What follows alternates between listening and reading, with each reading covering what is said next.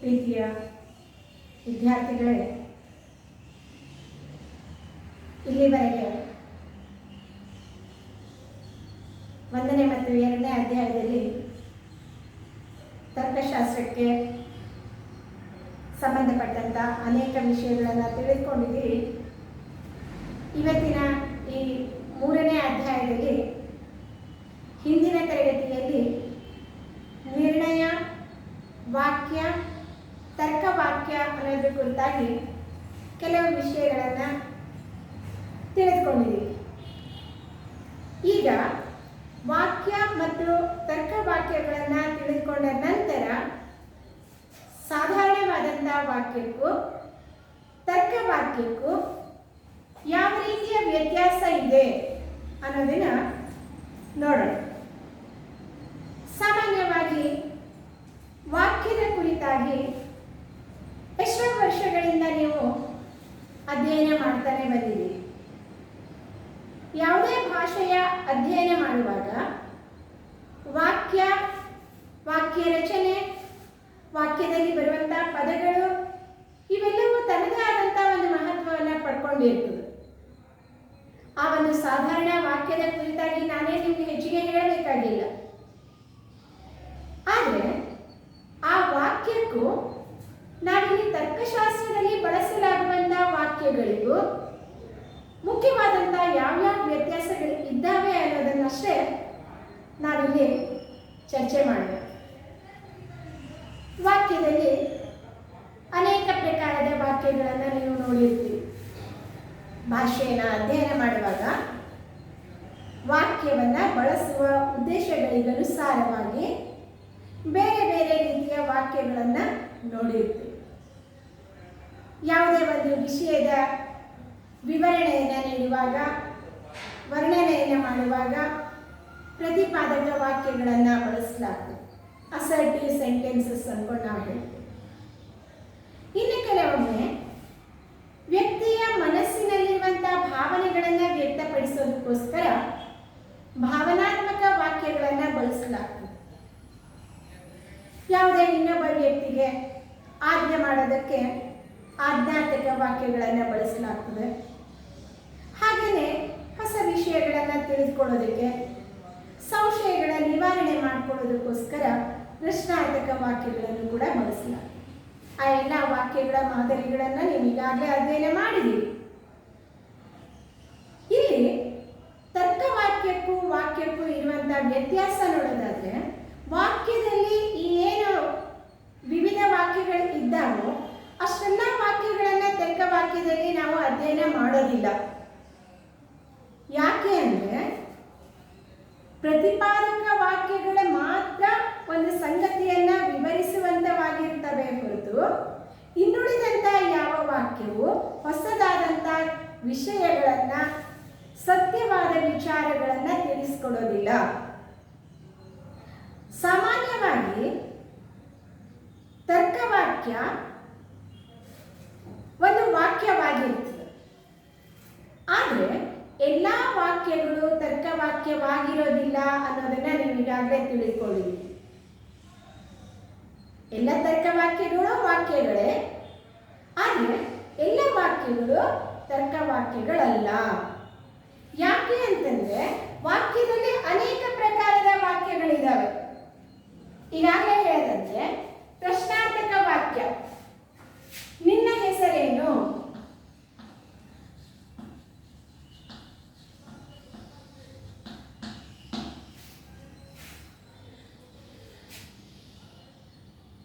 ನೀನು ಎಲ್ಲಿಗೆ ಹೋಗಿದ್ದೆ? ನೀನು ಯಾವಾಗ ಬರುತ್ತೀಯಾ?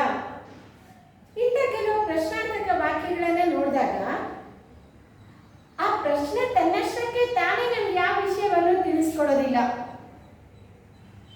ಆ ಪ್ರಶ್ನೆಗಳನ್ನು ಉತ್ತರಿಸಿದಾಗ ಆ ಉತ್ತರಿಸಿದಂಥ ವಾಕ್ಯ ಕೆಲವು ವಿಷಯಗಳನ್ನು ನಮ್ಗೆ ತಿಳಿಸಬಹುದೇ ಹೊರತು ಪ್ರಶ್ನೆನೇ ನಮಗೆ ಯಾವ ವಿಷಯವನ್ನು ತಿಳಿಸ್ಕೊಡೋದಿಲ್ಲ. ಇಂಥ ವಾಕ್ಯಗಳನ್ನು ಸತ್ಯವೋ ಅಸತ್ಯವೋ ಅಂತ ಕಂಡುಹಿಡಿಯೋದಕ್ಕೂ ಆಗೋದಿಲ್ಲ. ಅದರಿಂದ ಪ್ರತಿಪಾದಕ ವಾಕ್ಯಗಳನ್ನು ಹೊರತುಪಡಿಸಿ ಇನ್ನು ಯಾವುದೇ ರೀತಿ ವಾಕ್ಯಗಳು ತರ್ಕವಾಕ್ಯಗಳಲ್ಲ. ಅದರಿಂದ ಎಲ್ಲ ತರ್ಕವಾಕ್ಯಗಳು ವಾಕ್ಯಗಳಾಗಿವೆ, ಆದರೆ ಎಲ್ಲ ವಾಕ್ಯಗಳು ತರ್ಕವಾಕ್ಯಗಳಲ್ಲ ಅಂತನ್ನೋದನ್ನ ನಾವು ನೋಡ್ತೀವಿ. ಹಾಗೆಯೇ ಸಾಧಾರಣವಾದಂಥ ವಾಕ್ಯದಲ್ಲಿ ಒಂದು ಪದ ಇರ್ಬೋದು, ಎರಡು ಪದ ಇರ್ಬೋದು, ಮೂರು ನಾಲ್ಕು, ಈ ರೀತಿ ಎಷ್ಟೋ ಪದಗಳು ಇರಬಹುದು. ಅನೇಕ ಪದಗಳನ್ನು ಸೇರಿಸಿ ಸಂಕೀರ್ಣವಾದಂಥ ವಾಕ್ಯಗಳನ್ನು ರಚನೆ ಮಾಡಬಹುದು. ಆದರೆ ತರ್ಕವಾಕ್ಯದಲ್ಲಿ ಮುಖ್ಯವಾಗಿ ಎರಡು ಪದ ಇದ್ರೆ ಸಾಕು. ಯಾವುದು? ಉದ್ದೇಶ ಪದ ಮತ್ತು ವಿಧೇಯ ಪದ.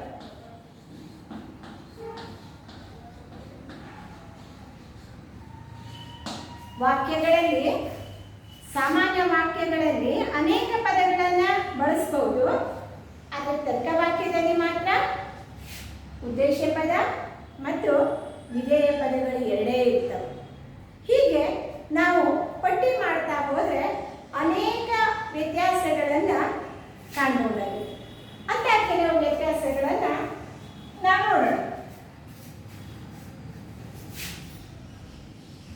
ವಾಕ್ಯ, ತರ್ಕವಾಕ್ಯ.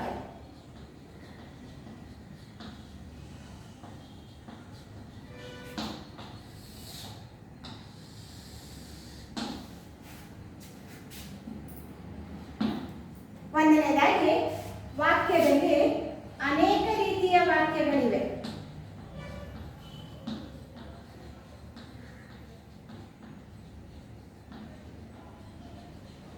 ಉದಾಹರಣೆಗೆ ಪ್ರತಿಪಾದಕ ವಾಕ್ಯ,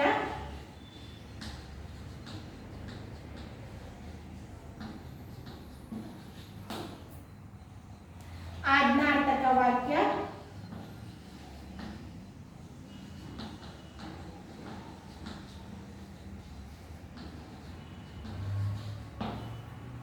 ಪ್ರಶ್ನಾರ್ಥಕ ವಾಕ್ಯ, ವಿನಂತ್ಯರ್ಥಕ ವಾಕ್ಯ ಮುಂತಾದ ವಾಕ್ಯಗಳಿದ್ದಾವೆ. ಆದರೆ ತರ್ಕವಾಕ್ಯ ಕೇವಲ ಪ್ರತಿಪಾದಕ ವಾಕ್ಯ ಮಾತ್ರವಾಗಿರುತ್ತದೆ.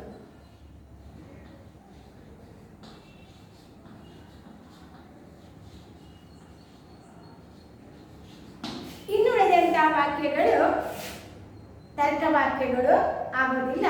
ಆದ್ದರಿಂದ ನಾವು ತರ್ಕಶಾಸ್ತ್ರದಲ್ಲಿ ಕೇವಲ ಪ್ರತಿಪಾದಕ ವಾಕ್ಯಗಳನ್ನು ಮಾತ್ರ ಗಮನಿಸ್ತೇವೆ ಹೊರತು ಇನ್ನುಳಿದಂತಹ ವಾಕ್ಯಗಳನ್ನು ಗಮನಿಸೋದಿಲ್ಲ ಅನ್ನೋದನ್ನು ನಾವು ಕಂಡುಹಿಡಿಯಬಹುದು. ಇನ್ನು ತರ್ಕವಾಕ್ಯದಲ್ಲಿ ಒಂದು ಅಥವಾ ಒಂದಕ್ಕಿಂತ ಹೆಚ್ಚು ವಾಕ್ಯಗಳನ್ನು ಬಳಸಬಹುದು.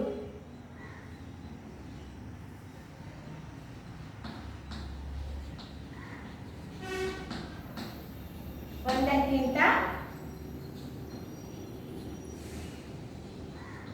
ಹೆಚ್ಚು ಪದಗಳ ಬಳಕೆ ಇರುತ್ತದೆ.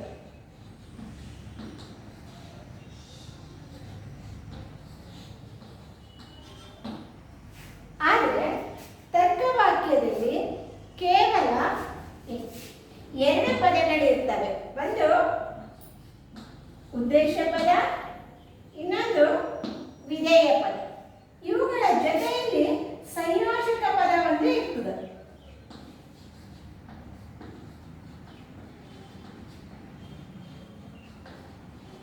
ಈ ಸಂಯೋಜಕ ಪದವನ್ನ ನಾವು ತರ್ಕವಾಕ್ಯದಲ್ಲಿ ವ್ಯಕ್ತಪಡಿಸಬಹುದು ಅಥವಾ ವ್ಯಕ್ತಪಡಿಸದೇನೆ ಇರಬಹುದು.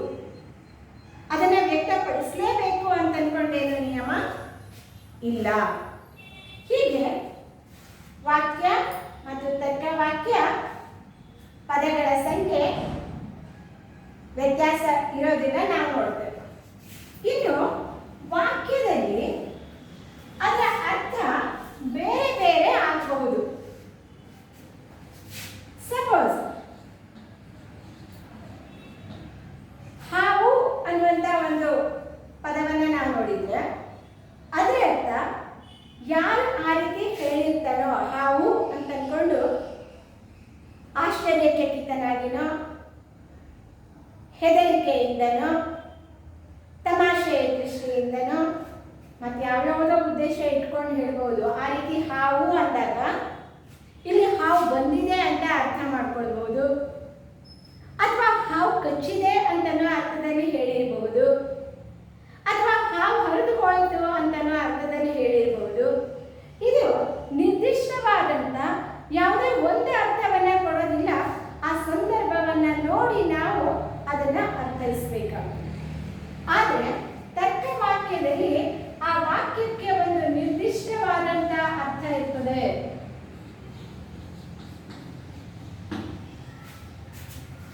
ತರ್ಕವಾಕ್ಯದಲ್ಲಿ ನಿರ್ದಿಷ್ಟವಾದಂಥ ಅರ್ಥದಲ್ಲಿಯೇ ನಾವು ಆ ವಾಕ್ಯವನ್ನ ಬಳಸಬೇಕಾಗ್ತದೆ. ಹೀಗೆ ಅನೇಕ ವ್ಯತ್ಯಾಸಗಳಿದ್ದಾವೆ. ಸಾಮಾನ್ಯವಾದಂಥ ವಾಕ್ಯವನ್ನ ಯಾವ ಕಾಲದಲ್ಲಾದರೂ ಬಳಸಬಹುದು. ಭಾಷೆಯನ್ನು ಅಧ್ಯಯನ ಮಾಡಬೇಕಾದ್ರೆ ನಾವು ನೋಡ್ತೇವೆ, ಕೆಲವು ವಾಕ್ಯಗಳು ಭೂತಕಾಲದಲ್ಲಿ ಇರ್ತವೆ, ಕೆಲವು ವಾಕ್ಯಗಳು ವರ್ತಮಾನ ಕಾಲದಲ್ಲಿ ಇರ್ತವೆ, ಕೆಲವು ವಾಕ್ಯಗಳನ್ನು ಭವಿಷ್ಯತ್ ಕಾಲದ ಕುರಿತು ನಾವು ಹೇಳ್ತಾ ಹೋಗ್ತೇವೆ. ಆದರೆ ತರ್ಕಶಾಸ್ತ್ರೀಯ ನಿಯಮದ ಪ್ರಕಾರ ತರ್ಕವಾಕ್ಯ ಯಾವಾಗಲೂ ವರ್ತಮಾನ ಕಾಲವನ್ನು ಸೂಚಿಸಬೇಕು ಅಂತ ಇದೆ. ನಾವು ಹೇಳಿರುವಂಥ ಉದಾಹರಣೆಗೆ ತೆಗೆದುಕೊಂಡಿರುವಂಥ ವಾಕ್ಯ ಅದು ಸಾಮಾನ್ಯವಾಗಿ ವರ್ತಮಾನ ಕಾಲದಲ್ಲಿ ಇರಬೇಕು. ಇನ್ನು ವ್ಯಾಕರಣದ ವಾಕ್ಯದಲ್ಲಿ ಒಂದು ವಾಕ್ಯವನ್ನ ನಾವು ಬೇರೆ ಬೇರೆ ಅನೇಕ ವಾಕ್ಯವನ್ನಾಗಿ ಬಿಡಿಬಿಡಿಸಿ ಬರೆಯುವಂಥ ಸಾಧ್ಯತೆಗಳಿದ್ದಾವೆ. ಉದಾಹರಣೆಗೆ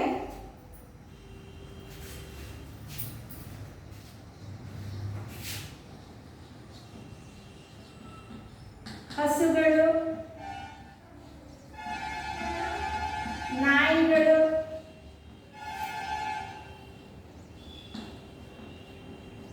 ಬೆಕ್ಕುಗಳು ಚತುಷ್ಪಾದಿಗಳಾಗಿವೆ.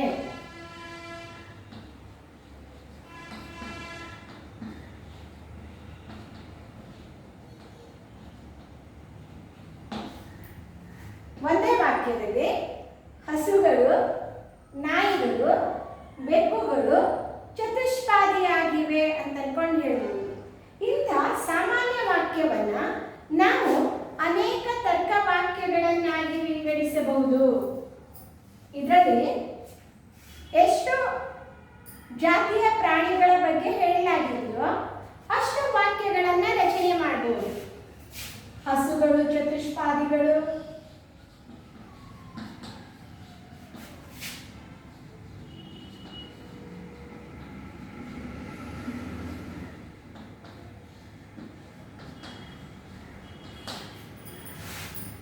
ನಾಯಿಗಳು ಚತುಷ್ಪಾದಿಗಳು,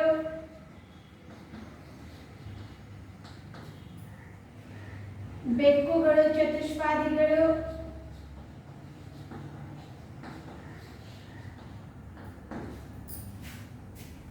ಹೀಗೆ ಸಾಮಾನ್ಯ ವಾಕ್ಯದಲ್ಲಿ ಹಸುಗಳು, ನಾಯಿಗಳು, ಬೆಕ್ಕುಗಳು ಚತುಷ್ಪಾದಿಗಳಾಗಿವೆ ಅಂತ ಅನ್ಕೊಂಡು ಹೇಳಿದ್ರೆ ನಾವು ಅದನ್ನ ಒಂದೊಂದಕ್ಕೆ ಅನ್ವಯ ಮಾಡ್ತಾ ಅವುಗಳನ್ನೇ ಒಂದೊಂದು ತರ್ಕ ವಾಕ್ಯಗಳನ್ನಾಗಿ ಮಾಡಿಕೊಳ್ಬಹುದು. ಇಲ್ಲಿ ನಾವು ಅನೇಕ ಜಾತಿಯ ಪ್ರಾಣಿಗಳು ಚತುಷ್ಪಾದಿಗಳಾಗಿರೋದನ್ನ ಇಲ್ಲಿ ನೋಡ್ತೇವೆ.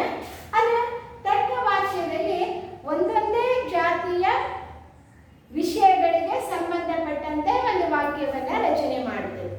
ಹಸುಗಳು ಚತುಷ್ಪಾದಿಗಳು, ನಾಯಿಗಳು ಚತುಷ್ಪಾದಿಗಳು, ಬೆಕ್ಕುಗಳು ಚತುಷ್ಪಾದಿಗಳು ಅಂತ ಇಲ್ಲಿ ಕೊಟ್ಟಿರುವಂಥ ಒಂದೇ ವಾಕ್ಯದ ಸಹಾಯದಿಂದ 3 ವಾಕ್ಯವನ್ನು ನಾವು ಮಾಡ್ತೇವೆ. ಇನ್ನು ಕೆಲವೊಮ್ಮೆ ಈ ರೀತಿ ಈ ಉದ್ದೇಶ ಪದ, ವಿಧೇಯ ಪದಗಳನ್ನು ಬೇರೆ ಬೇರೆ ರೂಪದಲ್ಲಿನೂ ಬಳಸ್ತೇವೆ.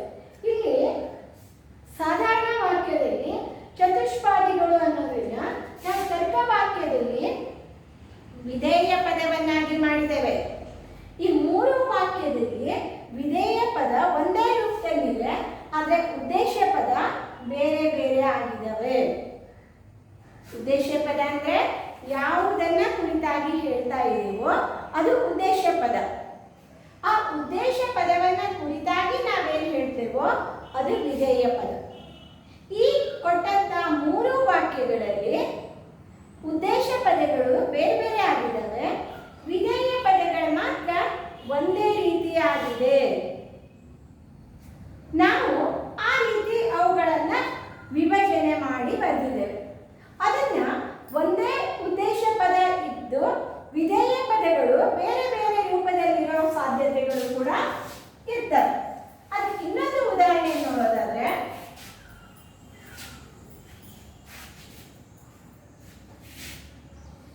ಅರ್ಜುನ ಶೂರನು ಧೀರನು ಪರಾಕ್ರಮಿಯೂ ಆಗಿದ್ದಾನೆ. ಅರ್ಜುನ ಶೂರನು ಧೀರನು ಪರಾಕ್ರಮಿಯು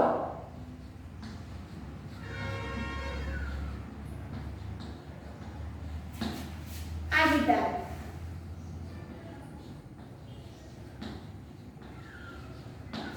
ಈ ವಾಕ್ಯವನ್ನು ತೆಗೆದುಕೊಂಡು ನಾವು ತರ್ಕ ವಾಕ್ಯಗಳನ್ನಾಗಿ ಪ್ರತ್ಯೇಕವಾಗಿ ವಿಂಗಡಣೆ ಮಾಡಿದಾಗ ಅರ್ಜುನ ಶೂರನಾಗಿದ್ದಾನೆ,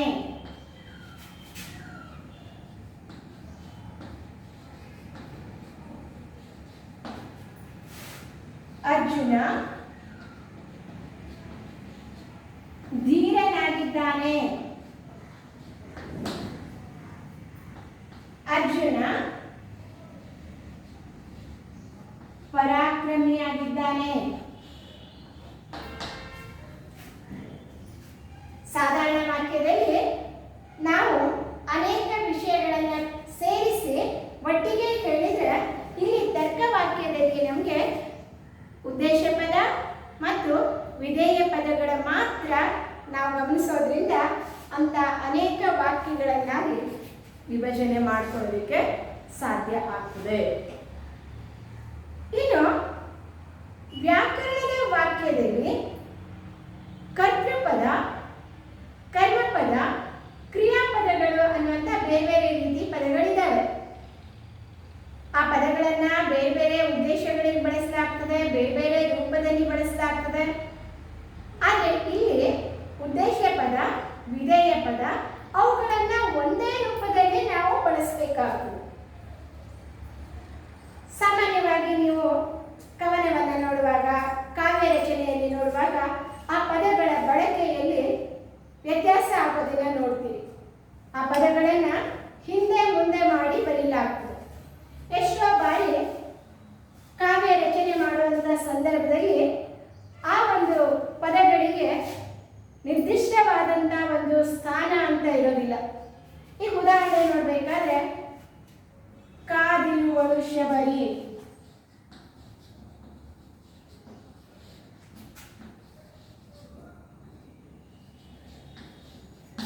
ರಾಮ ಬರುವನೆಂದು,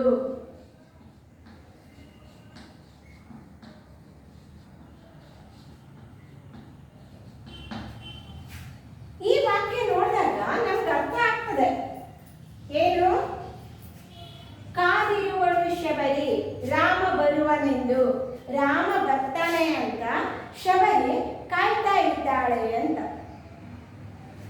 ಸಾಮಾನ್ಯವಾದಂತಹ ವಾಕ್ಯದಲ್ಲಿ ನಾವು ರಾಮ ಬರ್ತಾನೆ ಅಂತ ಶಬರಿ ಕಾಯ್ತಾ ಇದ್ದಾಳೆ ಅಂತಾನೆ ಹೇಳಬೇಕಾಗಿಲ್ಲ.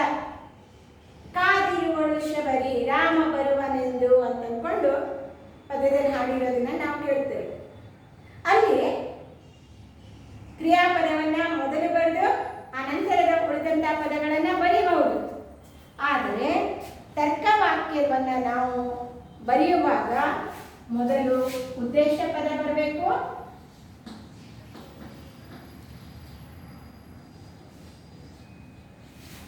ಆ ನಂತರವೇ ವಿಧೇಯ ಪದ ಬರಬೇಕು.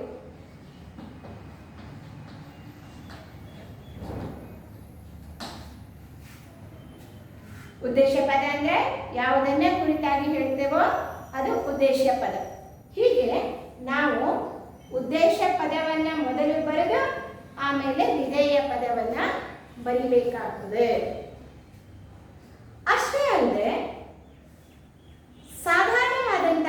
ವಾಕ್ಯದಲ್ಲಿ ಅನೇಕ ಅರ್ಥಗಳನ್ನು ಬಳಸಿ ನಾವು ವಾಕ್ಯವನ್ನು ರಚನೆ ಮಾಡಬಹುದು. ಆದರೆ ತರ್ಕ ವಾಕ್ಯದಲ್ಲಿ ಒಂದು ಸ್ಥಳಕ್ಕೆ ನಿರ್ದಿಷ್ಟವಾದಂಥ ಒಂದೇ ಅರ್ಥ ಬರಬೇಕು ಅನ್ನುವಂಥ ಒಂದು ನಿಯಮ ಇದೆ.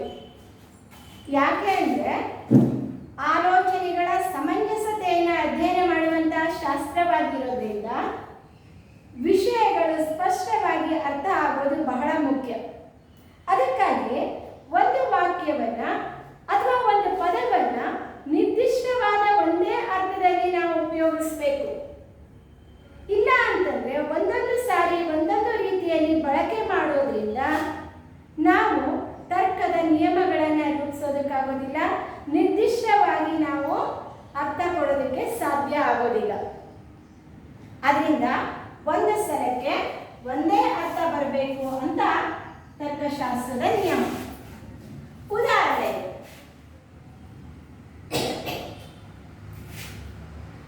ರಾಜಕಾರಣಿಗಳು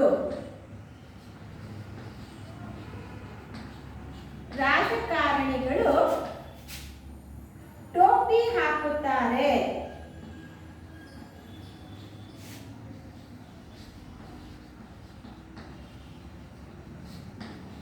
ರಾಜಕಾರಣಿಗಳು ಟೋಪಿ ಹಾಕುತ್ತಾರೆ. ಸಾಮಾನ್ಯವಾದಂಥ ಅರ್ಥದಲ್ಲಿ ಟೋಪಿ ಹಾಕುವುದು ಅನ್ನುವಂಥ ಪದಕ್ಕೆ ಎರಡು ಅರ್ಥ ಇದೆ. ಒಂದು, ಟೋಪಿ ಹಾಕುವುದು ಅಂತಂದ್ರೆ ಟೋಪಿಯನ್ನ ಧರಿಸುವುದು. ಹಿಂದಿನ ಕಾಲದಲ್ಲೆಲ್ಲ ತುಂಬ ಜನ ಟೋಪಿಯನ್ನ ಧರಿಸ್ತಾ ಇದ್ರು. ಟೋಪಿಯನ್ನ ತಲೆಗೆ ಧರಿಸುವುದು ಅಂತ ಅರ್ಥ ಕೊಡು. ಆದರೆ ಎರಡನೇ ಅರ್ಥ, ಟೋಪಿ ಹಾಕುವುದು ಅಂದರೆ ಮೋಸ ಮಾಡುವುದು ಅಂತ ಅರ್ಥ. ಟೋಪಿ ಹಾಕುವುದು ಅಂದರೆ ಮೋಸ ಮಾಡುವುದು ಅನ್ನೋ ಅರ್ಥದಲ್ಲಿ ಬಳಸಲಾಗ್ತದೆ. ಸಾಮಾನ್ಯವಾದಂಥ ವಾಕ್ಯದಲ್ಲಿ ಆ ಒಂದು ವಾಕ್ಯವನ್ನು ಯಾವುದೇ ಅರ್ಥದಲ್ಲಿ ಬಳಸ್ಬೋದು. ಆದರೆ ತರ್ಕ ವಾಕ್ಯದಲ್ಲಿ ಆ ಟೋಪಿ ಹಾಕುವುದು ಅನ್ನೋದನ್ನು ಯಾವ ಅರ್ಥದಲ್ಲಿ ಹೇಳಲಾಗಿದೆ ಅನ್ನೋದನ್ನು ವಿವರಿಸಬೇಕು. ಅಷ್ಟೇ ಅಲ್ಲದೆ ನಾವು ಆರಂಭದಿಂದ ಹಿಡಿದು ಅಂತಿಮದವರೆಗೂ ಆ ಒಂದೇ ಅರ್ಥವನ್ನು ಬಳಸ್ಕೊಳ್ಬೇಕು. ಒಂದು ವೇಳೆ ನಾವು ಒಂದೊಂದು ಬಾರಿಗೆ ಒಂದೊಂದು ರೀತಿಯಲ್ಲಿ ಅರ್ಥೈಸಿದ್ರೆ ನಾವು ಮಾಡಿದಂಥ ಅನುಮಾನ ದೋಷಯುಕ್ತವಾಗ್ತದೆ. ಸರಿಯಾದಂಥ ತೀರ್ಮಾನ ತೆಗೆದುಕೊಳ್ಳೋದಕ್ಕೆ ಸಾಧ್ಯ ಆಗೋದಿಲ್ಲ. ಅದರಿಂದ ಮೊದಲೇ ಒಂದು ವಾಕ್ಯದ ಅರ್ಥವನ್ನು ನಿಗದಿಪಡಿಸಿಕೊಂಡು ಆ ರೂಪದಲ್ಲಿನೇ ತರ್ಕ ವಾಕ್ಯವನ್ನು ನಾವು ಬರೆಯುವಂಥ ಪ್ರಯತ್ನ ಮಾಡಬೇಕು. ಹೀಗೆ ವಾಕ್ಯಕ್ಕೂ ತರ್ಕ ವಾಕ್ಯಕ್ಕೂ ಅನೇಕ ವ್ಯತ್ಯಾಸಗಳು ಇದ್ದಾವೆ. ಅದರಿಂದ ಎಲ್ಲ ತರ್ಕ ವಾಕ್ಯಗಳು ವಾಕ್ಯಗಳೇ, ಆದರೆ ಎಲ್ಲ ವಾಕ್ಯಗಳು ತರ್ಕ ವಾಕ್ಯಗಳು ಆಗೋದಿಲ್ಲ ಅಂತನ್ನೋದನ್ನು ನಾವು ಗಮನದಲ್ಲಿ ಇಟ್ಕೊಳ್ಬೇಕು. ಮತ್ತು ತರ್ಕ ವಾಕ್ಯಗಳ ಗುಣಲಕ್ಷಣಗಳನ್ನು ನಾವು ನೆನಪಿನಲ್ಲಿ ಇಟ್ಕೊಂಡು ಅದನ್ನು ಸರಿಯಾದ ರೂಪದಲ್ಲಿನೇ ತಯಾರಿಸುವಂಥ ಪ್ರಯತ್ನ ಮಾಡಬೇಕು. ಆವಾಗ ತರ್ಕಬದ್ಧವಾದಂಥ ಆಲೋಚನೆ ಮಾಡೋದಕ್ಕೆ ಸಾಧ್ಯವಾಗ್ತದೆ ಅಂತ ಹೇಳ್ಬೋದು. ಇಲ್ಲಿವರೆಗೆ ಸಾಧಾರಣ ವಾಕ್ಯ ಮತ್ತು ತರ್ಕ ವಾಕ್ಯಗಳ ನಡುವೆ ಇರ್ತಕ್ಕಂಥ ಅನೇಕ ವ್ಯತ್ಯಾಸಗಳನ್ನು ನೋಡಿದ್ದೀವಿ. ಅನೇಕ ಪರೀಕ್ಷೆಗಳಲ್ಲಿ ಈ ಒಂದು ಪ್ರಶ್ನೆಯನ್ನು 5 ಮಾರ್ಕ್ಸ್ಗಳಿಗೆ ಕೇಳಲಾಗ್ತದೆ. ಕನಿಷ್ಠ 5 ಪಾಯಿಂಟ್ಗಳನ್ನಾದರೂ ನೀವು ಅದಕ್ಕೆ ಬರೀಬೇಕಾಗ್ತದೆ. ಸಾಮಾನ್ಯವಾದ ವಾಕ್ಯಕ್ಕೂ ತರ್ಕ ವಾಕ್ಯಕ್ಕೂ ಇರುವಂಥ ವ್ಯತ್ಯಾಸ ಏನು ಅಂತ. ಅದಕ್ಕೋಸ್ಕರ ಮೊದಲು ಸಾಮಾನ್ಯ ವಾಕ್ಯ ಅಂದ್ರೇನು, ತರ್ಕ ವಾಕ್ಯ ಅಂದ್ರೇನು, ಸಾಮಾನ್ಯ ವಾಕ್ಯಗಳ ಗುಣಲಕ್ಷಣಗಳು ಯಾವುದು, ತರ್ಕ ವಾಕ್ಯಗಳ ಗುಣಲಕ್ಷಣಗಳು ಯಾವುದು ಅನ್ನೋದನ್ನು ನೀವು ನೆನಪಿಟ್ಕೊಂಡ್ರೆ ಅವುಗಳ ನಡುವೆ ಇರುವಂಥ ವ್ಯತ್ಯಾಸವನ್ನು ಬರೆಯೋದಕ್ಕೆ ಅನುಕೂಲ ಆಗ್ತದೆ. ಇನ್ನು ಮುಂದಿನ ತರಗತಿಯಲ್ಲಿ ತರ್ಕ ಪದಗಳು ಅಂದ್ರೇನು, ತರ್ಕ ಪದಗಳ ವರ್ಗೀಕರಣ ಯಾವ ರೀತಿ ಮಾಡಲಾಗ್ತದೆ ಅಂತ ಅನ್ನೋದನ್ನು ಅಧ್ಯಯನ ಮಾಡೋಣ. ನಮಸ್ಕಾರ.